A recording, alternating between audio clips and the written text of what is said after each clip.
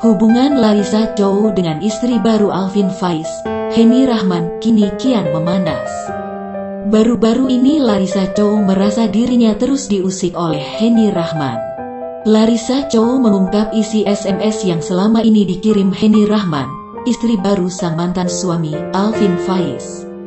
Dalam pesannya, Henny Rahman diduga menyebut dirinya lebih cantik dari Larissa Chow. Terkait memanasnya kabar ini, Alvin Faiz pun menulis sebuah keterangan yang diduga berkaitan dengan kabar ini.